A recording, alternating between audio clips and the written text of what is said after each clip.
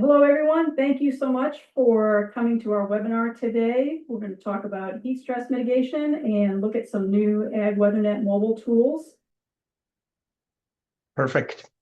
Thanks, Julie. And hi, everybody. So Julie Terrara asked us to present a little bit about our research in heat stress mitigation, mostly work that we have done here at Washington State University at the Brasser Experiment Station. But I am going to start with something that I have not been involved in at all. This was actually work. This is essentially just where the world's top 40 wine grape varieties are grown. and it's grouped not by country or region, it's grouped by climatic zone, from cool to warm climates. This is work that was done, put together at the University of Adelaide by a group there in Australia. And it just looked at all the world acreage of these wine grape varieties. They looked at many more. These are just the top 40. And you can go from black, which is would be cool climate, to red, which would be warm climate. This tells you that the distribution, so it always adds up to 100%, regardless of what the acreage of a variety is. You can see that some varieties are mostly grown in cool climates. Obviously, we're not growing a lot of Pinot Noir in Washington. We're not growing really Müller-Thurgau, except maybe just on the west side a little bit.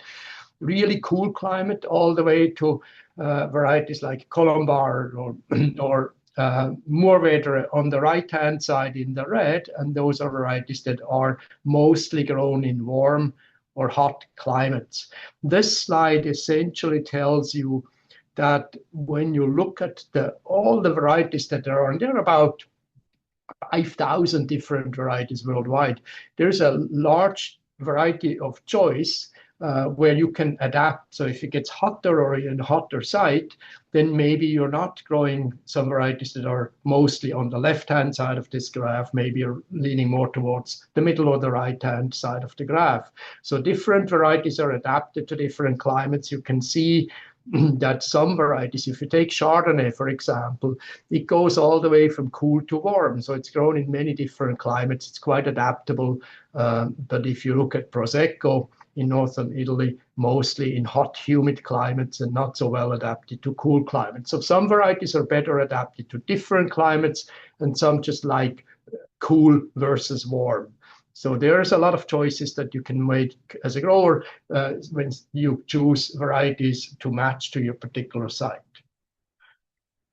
But then we start going to work that we have done here at WSU. This is an experiment that my former PhD student and then postdoc did, Benmin Zhang. He is now the research viticulturist up in British Columbia in the Summerland Research Center. And what he did here is he grew Cabernet Sauvignon in our growth chambers at the station and simulated a cool versus a warm growing season. So an 8150 day-night range of temperatures would be the cool growing season, and then a warm one would be 9059. So he took average 10-year averages of diurnal changes in temperature and then shifted it up and down depending on whether he was looking at the cool or warm season. So he would grow these vines for 10 days under the same conditions to acclimate them to a season. And then on the 11th day, he would expose them to heat stress. So from day 10 to day 11, they would go up to 104 degrees during the heat stress, but at different levels. And then he measured photosynthesis, so gas exchange of these leaves, how much carbohydrate were they producing from the CO2 they were taking up from the air. And that's in the right-hand graph. You can see as the maximum temperature on day 11 increased, photosynthesis decreased in all cases. So the warmer it got after they had grown at constant temperatures for a while, the warmer it got, the less they were photosynthesizing these vines. It didn't matter in terms of their sensitivity to heat, whether they had grown under warm or cool conditions. So the prior experience didn't matter for the slope of the curve. But what it did was, if they had been acclimated, if they had grown under warm conditions, their sensitivity would shift up by 9 degrees Fahrenheit. So the same photosynthesis level would be achieved at 9 degrees Fahrenheit higher if they had previously grown under warm conditions. That just tells us that varieties are able to acclimate. The leaves are not really the big problem when it comes to heat stress. They will photosynthesize less when it gets hot, but if they have already experienced warm temperatures, they can cope with those temperatures quite well. They just shift the sensitivity curve up by about, in this case, 9 degrees Fahrenheit. So the leaves are not the big problem here. Just remember that we are often decreasing photosynthesis deliberately because we're deficit irrigating in Eastern Washington anyway. And that poses the stomata, so they're not photosynthesizing so well. And I will talk a little bit about those interactions later. But overall, the leaves are not the big problem. The canopy is not the big problem. It's the fruit. We can say it's the fruit stupid, or we can just say maybe we just should focus on the fruit itself. Here is Cabernet Sauvignon again, this time in the field, in our Rosa vineyard at the station.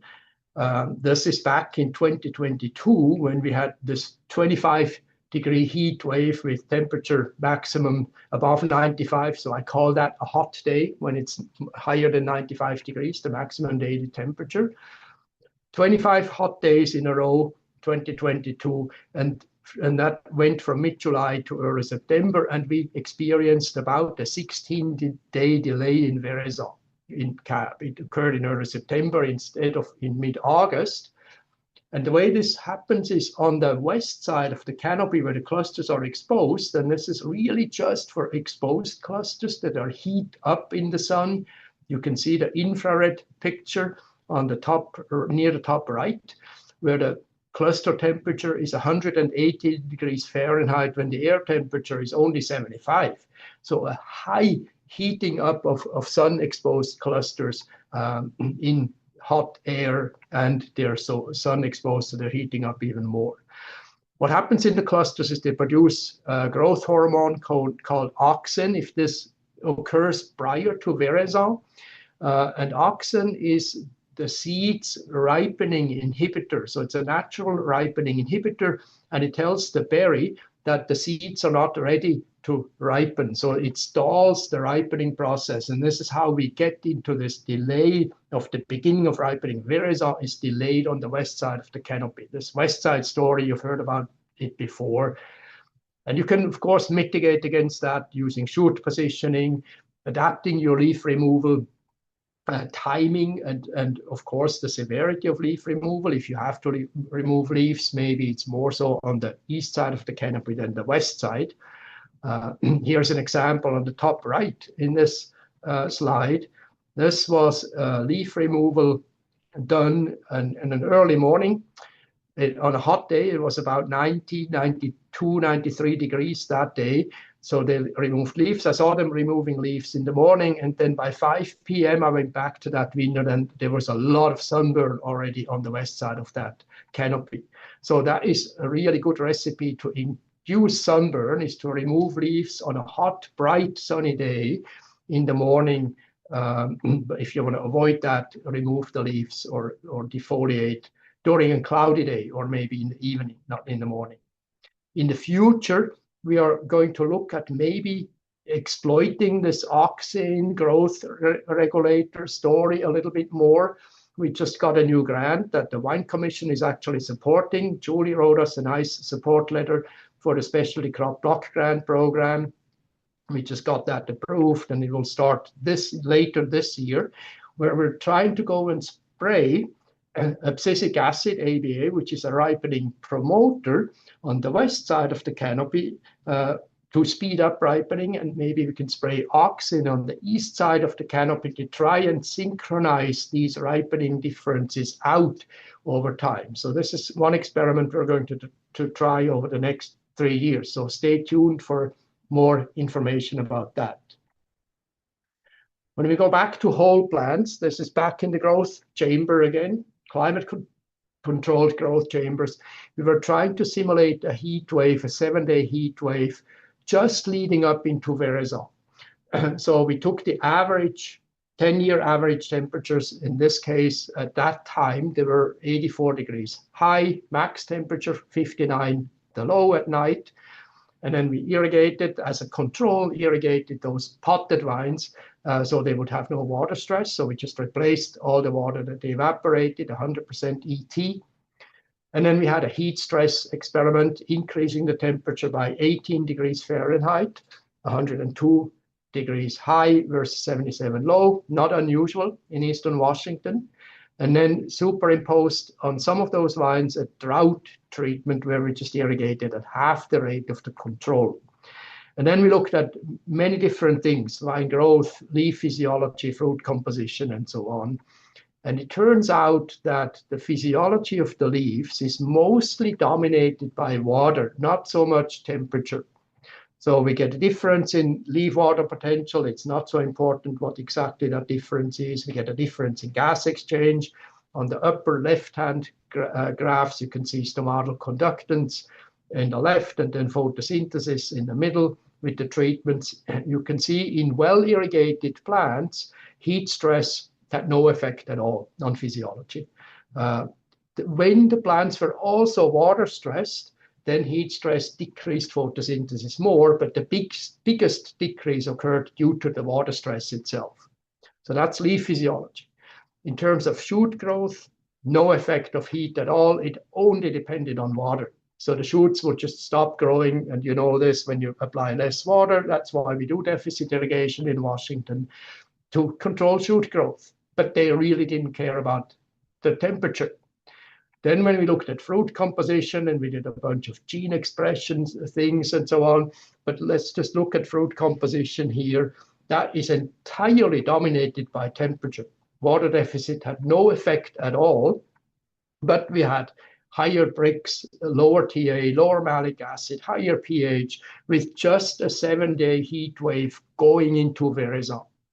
So the moral of the story here is that, again, the leaves don't care so much about temperature. They are quite adaptable to temperature, but they do care. They and the shoots, the growth, care very much about the availability of water, whereas the fruit, it's the opposite. Water doesn't matter really so much or at all. It's all about temperature. So what we're doing when we do deficit irrigation is we're decreasing the size of the canopy. We're creating greater sun exposure of the fruit, a more open canopy. Hence, we're warming up the fruit for the most part. Here's an example. Julie mentioned sulfur phytotoxicity as the next wave, and here is a sulfur spray with some adjuvants that was added in an experiment that my postdoc, Charles Obiero, was doing. He was testing in Cabernet Sauvignon and Riesling over the last 3 years if we can try and apply extra irrigation water just ahead of a heat wave or during a heat wave. So he was adding water before or during the heat wave, and I will talk about that in more detail in another slide. But here, just to show you that if there is no irrigation, the canopy on the left, in the picture on the left, had not been irrigated for about a week. So this was our deficit irrigated control. And then the picture on the right, this canopy, we have two there. One was irrigated just the day before the heat wave started. So heat wave, again, 95 degrees Fahrenheit and higher, or daily during the heat wave. And you can see a huge difference in terms of this canopy sensitivity to that spray that was applied just at the beginning of the heat wave. Early in the morning, it wasn't hot yet when the spray was applied, but it turned hot for the next 10 days. And big difference whether or not the vines had been irrigated. So water deficit limits evaporative cooling of the canopy. So the canopy itself heats up under water stress. And so if you then superimpose a heat wave on water-stressed vines and you superimpose a spray, we don't know exactly what caused these symptoms. They're very severe burn symptoms, or some people call them sulfur burn. It was a sulfur spray, but there were a bunch of tank mix adjuvants and other things in there. So we're not sure what exactly in the tank caused the burn. But the important part here is that if we had the vines irrigated properly, there was no symptoms. So no burn when properly irrigated vines, just in vines that were already water stressed and were overheating. So you can manipulate heat, you can mitigate heat waves, you can either try to block the incoming radiation from reaching the leaves, from reaching the canopy, or you can remove that excessive energy from the canopy. Blocking it, you can apply shade cloth, for example, different colors, whatever you want, netting over the canopy or just over the fruit zone. And that means less light. So therefore, we're also, you can see in the picture, it's darker under these tents. This was a vineyard that I saw in Chile, table grapes, that they were trying to shield the excessive heat off using shade netting, that you're making the canopy darker and also more humid inside. So you're decreasing photosynthesis, you're potentially increasing powder mildew pressure. You can even trap heat under that canopy. And of course, it's not really flexible. You have to install it and then leave it there, and very expensive to install. On the other hand, on the right-hand side, if you remove the heat with overhead sprinklers or extra irrigation under the canopy, then of course we're adding more water. So we don't know exactly what will that do to our deficit irrigation schedules. What does it do to disease incidence? Are we also increasing humidity and therefore powdery mildew? Vigor, fruit quality, berry splitting, for example, if we apply water directly on the canopy. So we wanted to know these things, and we did some experiments, which I will show you in the final 2 slides. This is back again to Charles Oviero's Cabernet Sauvignon and Riesling trial with the extra irrigation, either just before a heat wave or every day during the heat wave. So he would apply a 24 irrigation set. It turned out to be about 25 gallons per vine, just the day before a heat wave would start. So we would use a weather forecast to predict heat waves, or he would apply it for 4 hours, which equated to 4 gallons per vine per day, every day, as long as the heat wave lasted. And you can see in the graphs, yield increased with more water, but so did growth. You can see the shoot tip has stopped growing in the control, the RDI control. That's exactly what we want to do with RDI. But in the treatment where there was daily water with every heat wave, with every day above 95 degrees, the shoots wouldn't stop growing. They just kept growing through the entire rest of the growing season.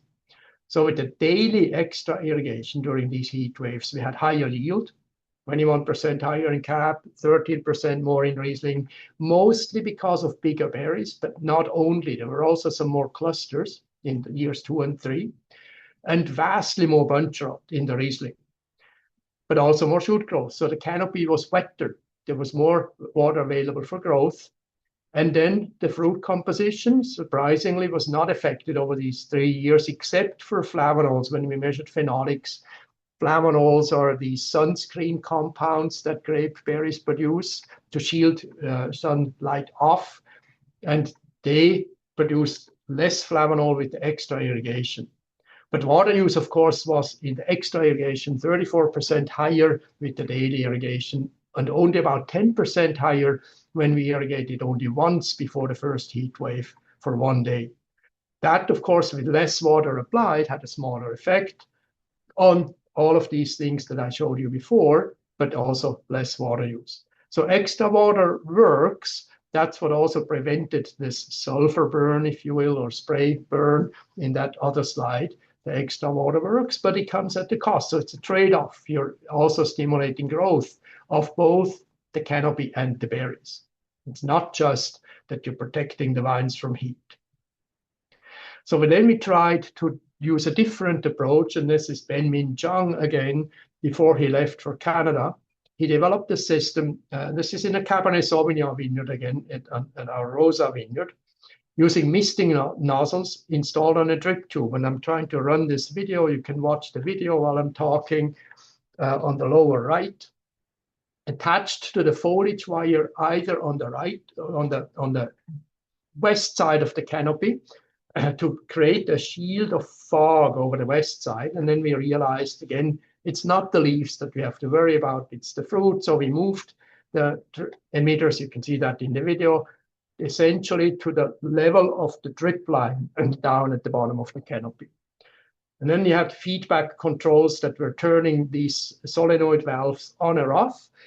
Whenever the canopy temperature reached 95 degrees, it would come on. It dropped to 90, it would turn it off again. So it would be just pulsing on and off. As soon as the canopy cooled, it would go off. And then in addition, he installed a leaf wetness sensor so that whenever the leaves would get wet, the system would also turn off and wait for the leaves to dry again. So the system would only be on for, say, 20 seconds, then be off for 10 minutes, then come on for 10 seconds, be off for 2 minutes, on and off, depending on what that feedback control was telling the system. You can see in the upper right-hand graph that the system was very effective. We were not able to keep the canopy temperature consistently, or the fruit zone temperature consistently below, in this case, 35 degrees Celsius, 95 degrees Fahrenheit. But overall, it lowered the canopy temperature by 10 to 18 degrees Fahrenheit during that heat wave of 2022. So very effective with very small water use, about 1 millimeter per day when the system was running. So it doesn't compromise fruit deficit irrigation. Our goal, you can see in the video, which has stopped now, that is not entirely achieved. Our goal was to get no water on the ground. All the water that we emitted through these emitters, foggers, should just evaporate into the air. And that was almost there, but not quite. We got bigger berries. You can see here on the slide, 24% bigger berries. And in year 2 and 3, we also got more clusters because now the buds were getting cooled where the next year's crop was being initiated. So we were actually increasing yield in the subsequent years by 44% because we also increased the cluster number. We got what we wanted with the fruit composition, lower pH, 40% more malic acid, 47% higher YAN, yeast assimilated nitrogen, but also 27% less tannin. So a little bit less tannin in this Cabernet Sauvignon, but overall very positive effects on fruit composition. And the system worked pretty much as planned. And that's where Lav will continue with his research. This is just my team. If you need to contact me with questions later, here is my email. My team is listed. Funding, thank you very much to the Wine Commission for funding much of this work and for also supporting our work when we apply for other grants somewhere else. Thank you. Lav, I'm going to stop sharing and then I'm going to turn it over to you. Need to get that snow back in Washington, wherever the picture is taken. But, no, cool. So yeah, this is a good segue to what I'm going to cover, I guess, and we'll get to what last slide was about the automated cooling. But I'll start with introducing what is called on smart farms, and even before that, I'll talk a little bit about Ag Weather Network and some tools that we have for irrigation and heat stress mitigation, I guess, right? So yeah, so let's get into this. I think some of you probably already know, or most of you, that we are rebuilding the network and also our portal. And you can, again, use this link here, weather.wstudy.edu, to get to the portal. It's a new portal that is bilingual and so forth, right? And then, again, our idea is to, like, make it as accessible as we could in terms of how you access the data and the addition support tools we got. So as of now, we have about 367 weather stations. This number keeps changing every day as we add or remove some stations. And then when I started, the first question when I talked to Wine Commission was that I think Wine Commission had funded 4 Maisonette towers for frost monitoring. As of now, we have 61 of such towers built across the state, and our target is to get 100 of these, like total 100, 120 somewhere there as the funding becomes available. But then this is our network today. And then also we are, for last few years, we are also accepting, like, if you have your own private station, you get to it, tie that to our ecosystem, and then you get QA/QC and all the alerts and models that we run our Ditionate system that Michelin Gwen is trying to push for the grapes. That also you have benefit if you add your private weather station to our network, I guess, right? So So, but with the network like ours, right, we want to also change to from where you are reactive to proactive scenarios. And so right now our network is getting, each station is having data at 5-minute intervals starting this year. But then for last couple of years, what we have done is develop a machine learning model that takes the National Weather Service forecast, what is called gridded forecast, and we train the models for each station. And then using the current gridded forecast and weather data, we have a little bit better forecast that is tuned to our valleys and microclimates and so forth, right? So this 10-day forecast at hourly interval, we do 4 times a day. And this forecast is then tied to all the decision support tools that we have been offering through Ag Weather Network. I think for grape growers, of course, we have cold hardness. We have different models, what Marcus' team had done before, and then now AgAid has another model there. Same thing with grape phenology. There's, there are 3 different models now that you can have access to. And then before June 15th of next month, actually, we'll also add the heat stress model there that we have been collecting data at Marcus's block there and some other cooperative grower sites, actually. And then, there are other tools like we have the crop phenology models, chill accumulation. Also, you can track the spatial temporal aspect of chill and growing degree days and so forth. You can also, I will show this a little bit later, you can see with the forecast engine that is there, we are estimating evapotranspiration for wine and juice grape. So you can also see next 7 days what is going to be the ET, and then accordingly dial in your irrigation in addition to what you are doing as a soil moisture or some sensing there, right? And so so this is the portal again with the network and the forecast that we got. You can do better because we are doing for tower stations, we are doing inversion forecasting, and then you can do for next 24 hours, we like tell if what kind of inversion that is there because we have a good forecast. Then you can decide on whether you need to do the wind machines or something else to mitigate the frost. We also have what is called spray guidance. So for next 3 days, it will tell you the time windows when you can actually spray without having much drift and so forth, and have better efficient sprays in your blocks. Again, as I said, on the water or ET page that is there, we have this, like you can choose, for example, wine grape or juice grape, and then it will show you for given station next 7 days what is going to be the ET actually, right? And then you can again dial in your irrigation scenario. And this is the aspect that we are researching, we are trying to estimate berry temperature.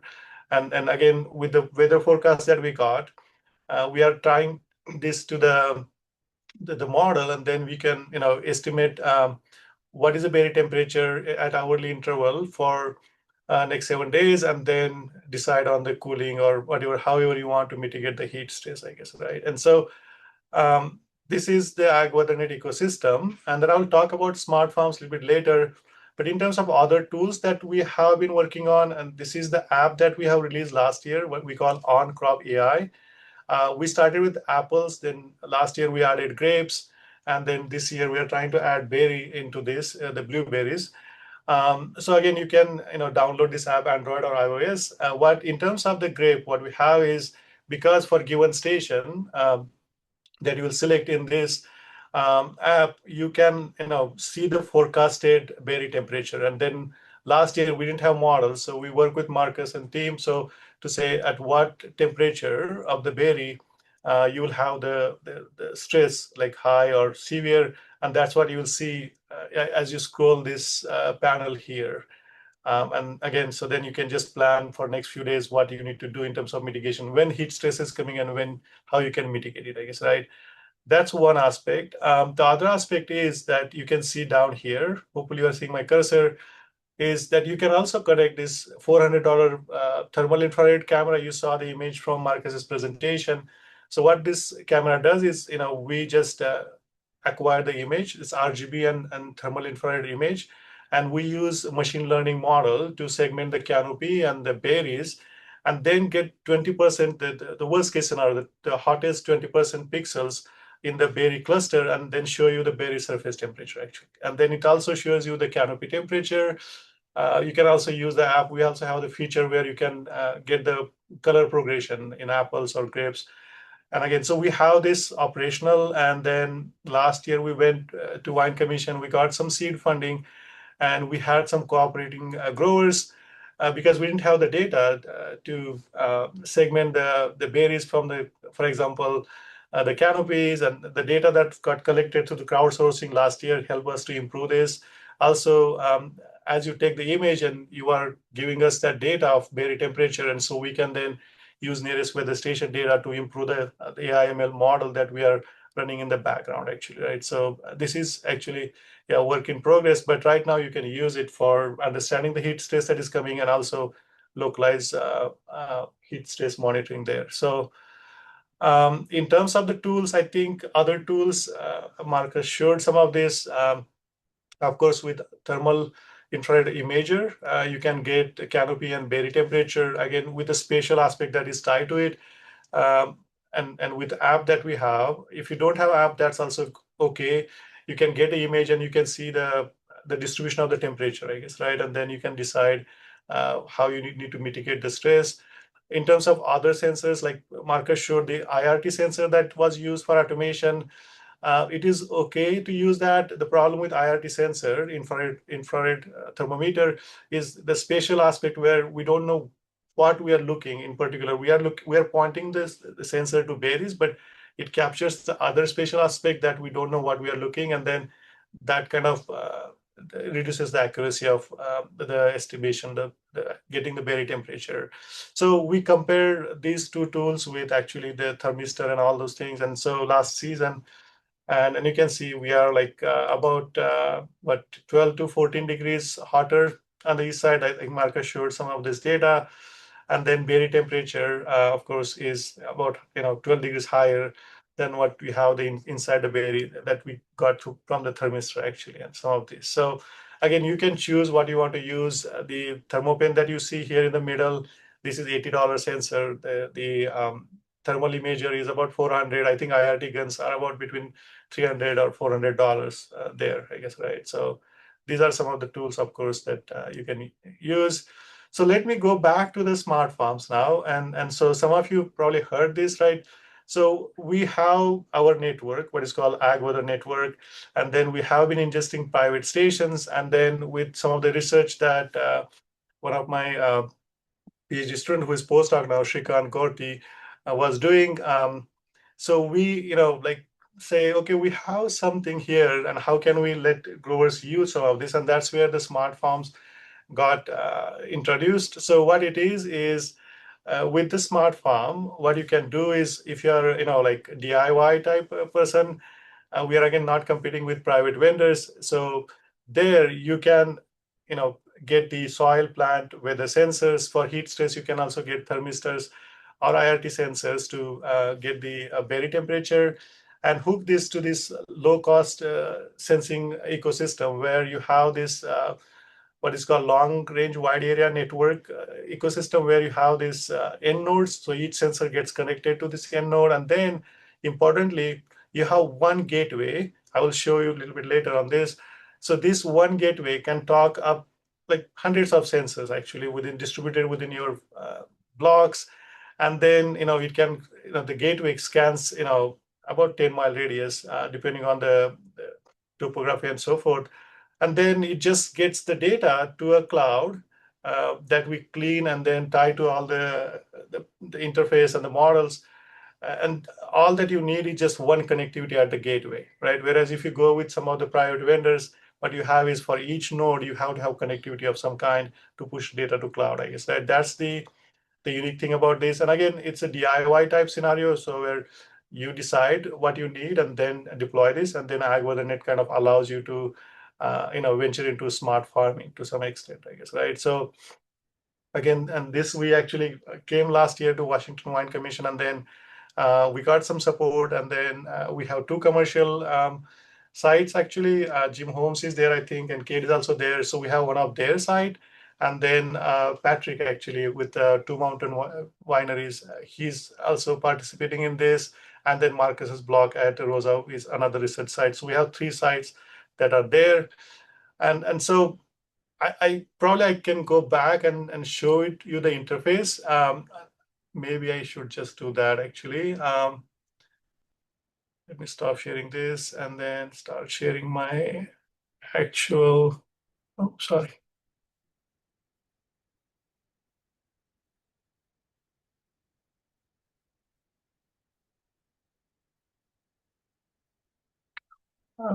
We can see this one. Can you see the portal? Yes. Okay, perfect. So this is Ag Weather portal, and then of course there is a navigation pane up here, home, weather, models, and networks. So you go networks, and then you see all this. So on smart farms is what it is. So if you are a grower cooperator, and what you are seeing here is Jim Holmes and Kate's operations here. So this would be only visible to you. You have this is behind the login, of course, right? And so you can add your farms or blocks and so forth.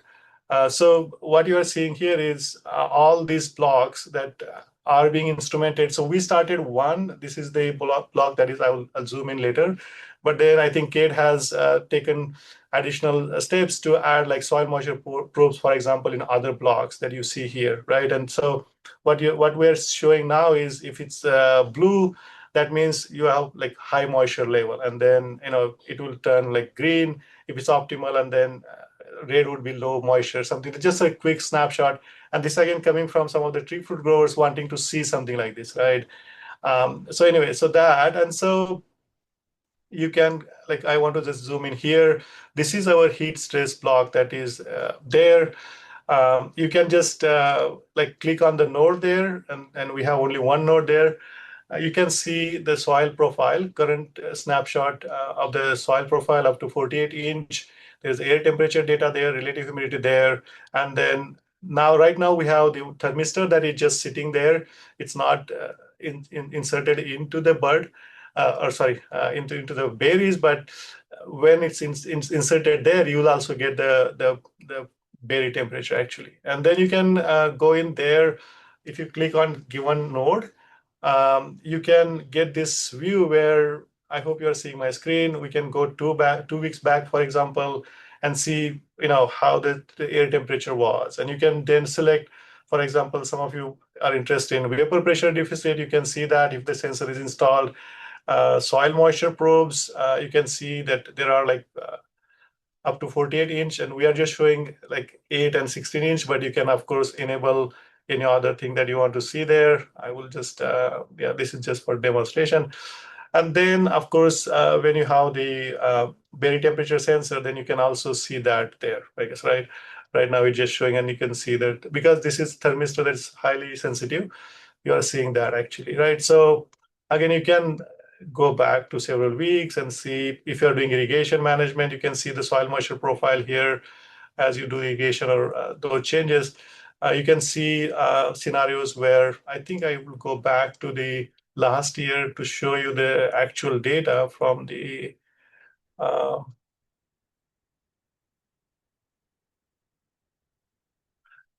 oops. Let's just do this. This is August of last year. And I will just focus more on the yeah, this is, you can see here, this is like what you see in blue is air temperature, and the purple is actually the fruit temperature, or sorry, the berry temperature. And you can see on the days like in the peak heat hours, right? You can see the difference between the air temperature and then berry temperature. There was a day actually, this one, yeah. So there's August 12th somewhere there. You can see, like, we crossed that, what Marcus was talking about, 95-degree threshold. We already crossed that one for berry temperature there. So you can see all that, and also mitigate or plan mitigation scenarios. Going back to, yeah, again, we can take some questions later, but I will stop sharing this. Go back to my presentation.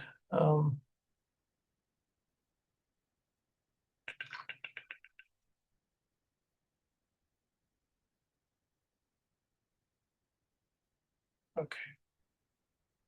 So where Marcus's postdoc did automation, we took that a little bit forward. So you can see here, we have this berry temperature coming from the insert of the thermistor there.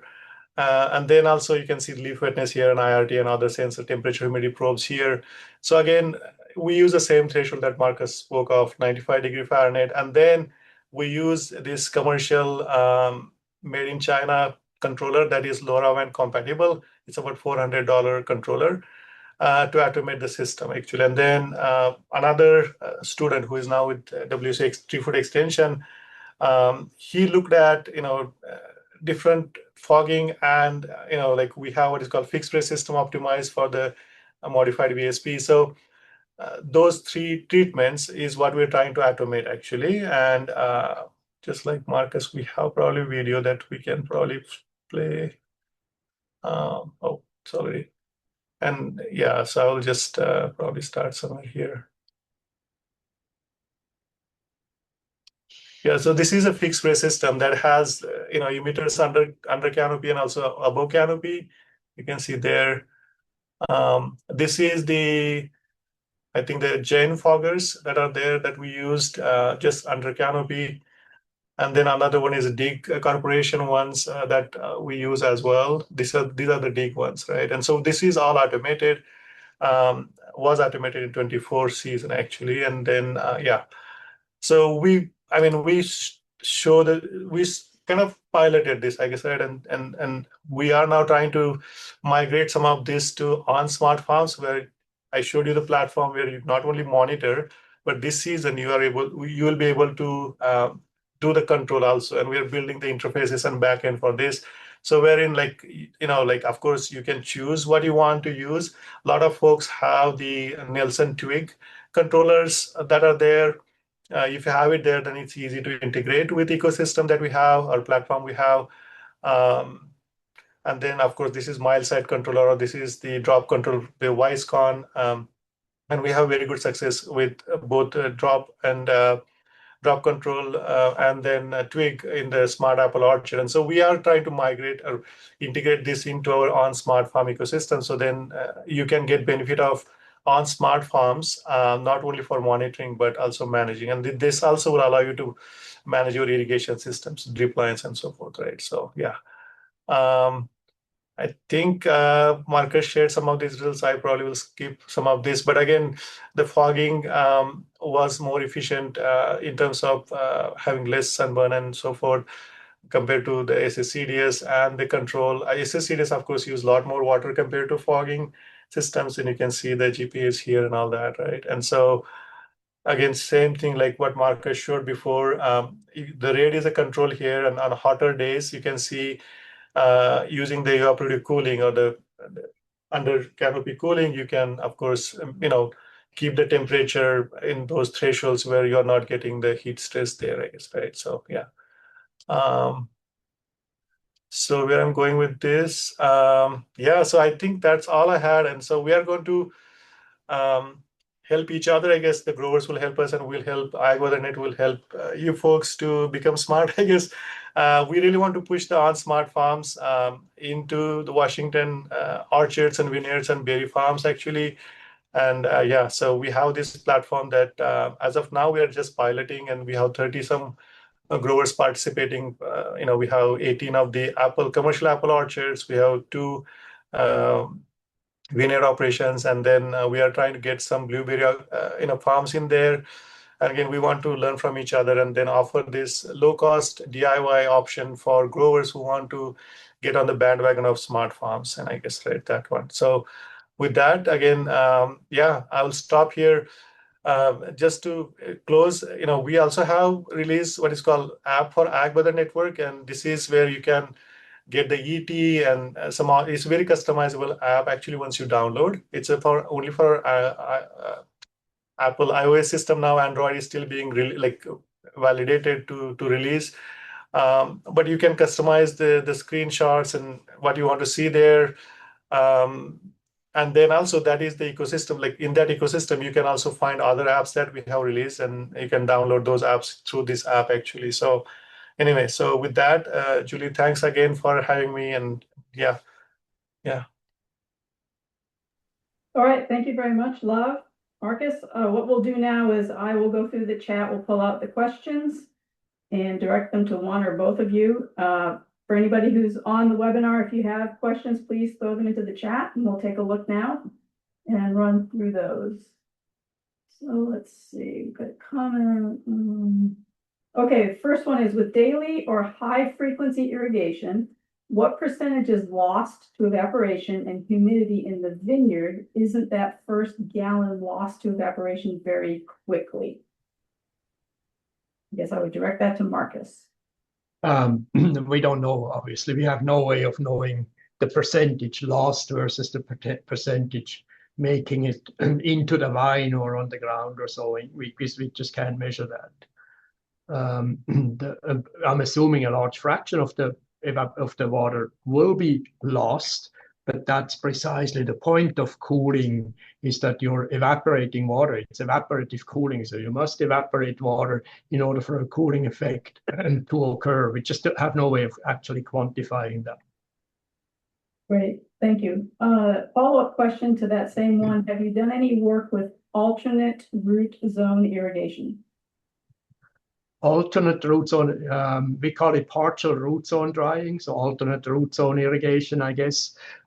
Yes, we have. We actually just published a paper. Paul, I'm assuming this question is from you, so if you're listening, go to HAV, it is havonline.org, and you can download a free PDF of our paper to look at scientific information about 3 years of partial root zone drying in comparison with RDI, with regulated deficit irrigation. And then we also had a control of no water stress, essentially, in a Riesling vineyard. And it turned out that PRD, or ARZ, if you will, was usually somewhere intermediate in performance, yield, fruit composition, wine. We made wine for 2 of the 3 years at the Wine Science Center in the Tri-Cities. This was Jim Harbertson's work. The alternate root zone irrigation was typically intermediate between the RDI and no stress treatments in most performance measures. But in the 3 treatments each led to a different wine style. It led to a completely different flavor aroma profile in these Riesling wines. We did some voting. I took some wines to Germany to a Riesling symposium with all Riesling specialists and presented them. People could usually tell that there was a difference between these wines, but there was no preference. When you do votes, and it's like about a third of the people prefer wine number 1 and 1/3 prefers wine number 2 and so on. So no difference in preference, but differences in wine style. Great. Moving on.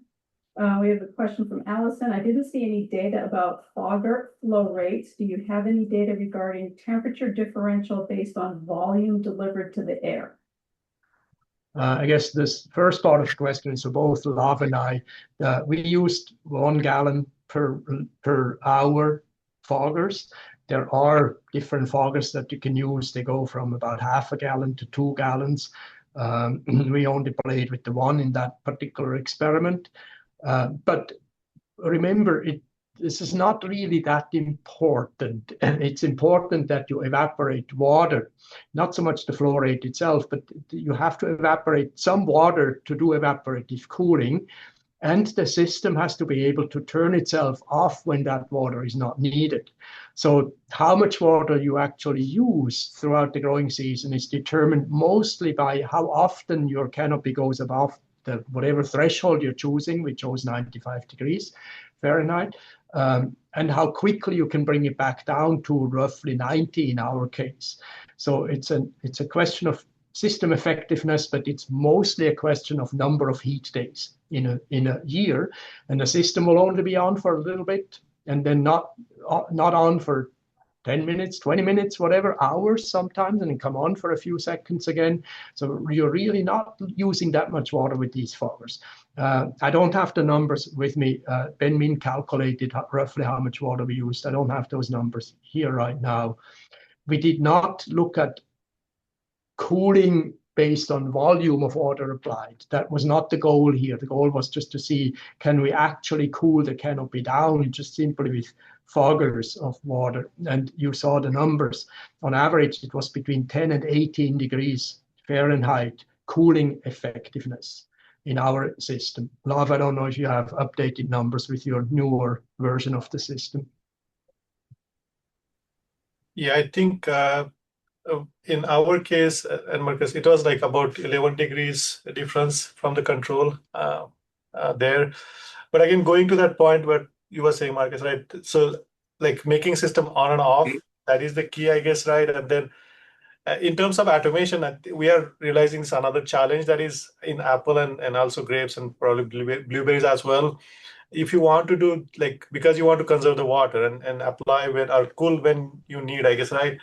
We are quickly realizing that not all blocks have the automated system, like not automated irrigation system where everything is pressurized, I guess, right? And so hopping, like growers are used to doing the cyclic, like do 20 and then go next block and come back after some time to the previous block because of the irrigation system design. And if you want to do like on demand actuation, that's where we are having challenges because not all the blocks are pressurized all the time, actually. So this is something we need to consider as we do automation. So yeah.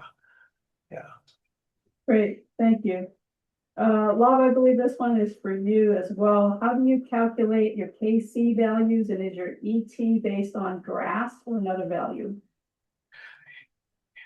Oh yeah, we have the crop coefficients for the cultivars grown here, I guess, right? And Troy Peters is the one who gave us these numbers. Of course, we also show alfalfa and the grass ET, I guess, right, in that table you saw there. So you have the reference and then also crop specific ET values that are there. Yeah. Great. Change of topic related to VSP trellising. And this is from Paul. Marcus, your thoughts on adding cross arms to VSP trellising? Paul, I think you gave it away in your question. You're not a fan of VSP. I am not a very big fan of strict VSP, especially not in Eastern Washington or California either. My preference is for what I call a loose VSP. So yes, I do recommend cross arms. All of our vineyards have cross arms that are about a foot and a half at the top of the canopy. So we have more of a V-shaped canopy, and we are not really stressing out about positioning shoots too strictly into these wires. If some shoots want to hang out, let them hang out. I don't care. We need some dappled sunlight. We need some shade, especially on the west side of the canopy. Great. Let's move on to Benjamin's question. I see the foggers were mounted directly on the drip hose. How did you keep the drip hose from rotating so the foggers were not directing water to the ground? We just had enough graduate students holding them upright. No, obviously, we don't have that many slaves out in the vineyard, but overall, it wasn't a big problem. Yes, it was a drip tube, so it was an extra drip tube, of course. So we have the drip tube on the wire that we use for drip irrigation, and then for the foggers, you need an extra drip tube. And like Lav was saying, you need pressurized water for them to work. So the system has to be pressurized at the time that you want to run it. And so we just attached that drip tube relatively firmly on the wire and mounted the emitters on top, the foggers on top, and we didn't really have an issue with them twisting or turning. I don't know if you've seen something different, Lav. Yeah, I mean, at least the like small scale that we have done, we have not seen those issues. Yeah, maybe long lines. Yeah, we probably need to test some of these. Yeah. Okay, great. We're going to move on to Brian's question, and then we'll circle back to Paul. Brian asks, was there ground cover between rows in the experimental vineyard, and have you measured how that might affect fruit temperature versus a bare ground or mown resident vegetation? Mm-hmm. So yes and yes. So we have ground cover, but of course it goes summer dormant in our conditions. It's completely brown in the summer, but it is a ground cover. My philosophy with vineyard floor management is we need to keep reasonably the vine row reasonably weed free-ish. But I do want permanent cover between the rows. We only mow. We don't do anything else to that soil. So there was a ground cover. We did some measurements, but I don't have the numbers. We did some infrared thermal camera measurements of canopy and fruit zone temperatures with the ground cover, but we have no comparison with non-ground cover. The only comparison we have, of course, is between the soil surface temperature with the ground cover and on the weed-free strip under the vines, and there's a big temperature difference there. So I can only imagine that if you have completely bare soil, that soil will heat up terribly, and it will also reflect much more radiation back up into the canopy and therefore heat the canopy up. I am not at all a fan of bare soil. Right, and then that bare soil will transfer an awful lot of heat if it's dry on the surface. Yeah. Now circling back to Paul with respect to the partial root zone drying, he has a comment of in connection with heat stress. Do you have any comment on that? The connection between partial root zone drying and how that would work with heat stress? Well, I don't know.